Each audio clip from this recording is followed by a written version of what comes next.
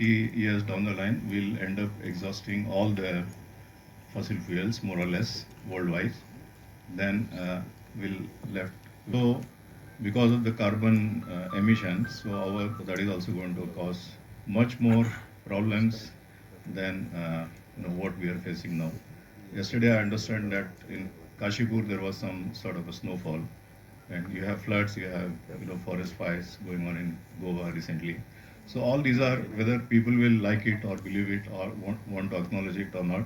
But we all know today that global warming is actually happening. It is disturbing the environment all over the world. So mankind has a greater responsibility than just developing technologies and doing business or trying to, you know, earn money for us and our children.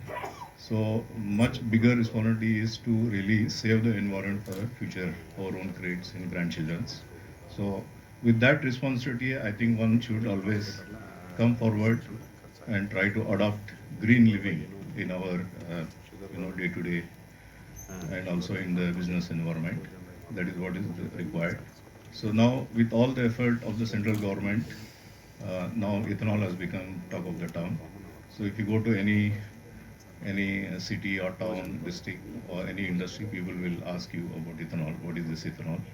So that is a great achievement by the government. Also, the bodies like SISTA, Nijalingappa Institute, like even while we are traveling from one city to another city, all the security guards, they will keep asking about ethanol to us. So that is a great achievement because awareness is what was required in India, because people would come and try to promote ethanol. Then it used to go. Actually, what I have noticed, because I travel 20 days a month in pan India basis. So unlike pharma industry or IT industry, see this ethanol industry is going to the rural areas. Today, if you go to any almost out of 400 plus districts, you have ethanol factories being built in 300 districts. So it means what? It means basically rural economy is going to go up. And even like when during my childhood, I used to go to a small sick sugar factory. That's how I got inspired and I became an engineer.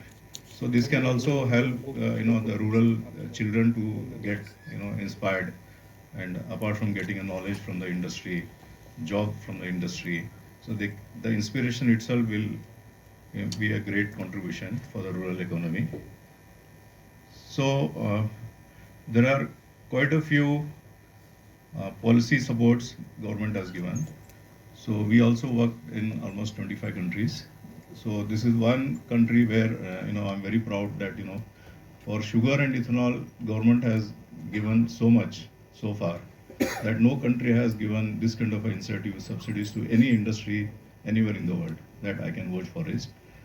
So then they are given subsidies, they are given federal subvention, they are given single window clearance. They also expedited the environment clearances. So there are so many things they have done. And also another most important thing is this is one government policy where investor from across the industry have come forward and believed the government and invested in ethanol. Today we have sugar companies investing heavily in this ethanol, liquor companies, ethanol producers, then you have pharma companies, IT companies, petrochemical companies. So we have never seen this kind of a support to the any government policy by the industrialist. So basically these two things are taken care. But most important thing is that now it is our job to really come out with technologies and technical contributions so that this ethanol program can become sustainable. Otherwise, we reach E10 or E20, we have say E22, then later on, how do we make it sustainable? So this is, I personally believe that all technology, technical people, technology associations, companies, R&D centers, they all we should come forward and support both government and industries so that this whole ethanol industry can become very sustainable. Because you have 34 to 35 million excess sugar, then our consumption is around 26, 28 million. So we'll end up having 5 to 6 million excess. Out of 50%, we could be able to export, because export also is not a reliable thing. Because if there is a drought, in Brazil, then you have higher prices of sugar. So if Brazil produces more sugar, then you will not have a good price for sugar. So on an average, in the next 5 years or 10 years, I would think that 4 to 5 million tons of sugar can be exported. It's the average.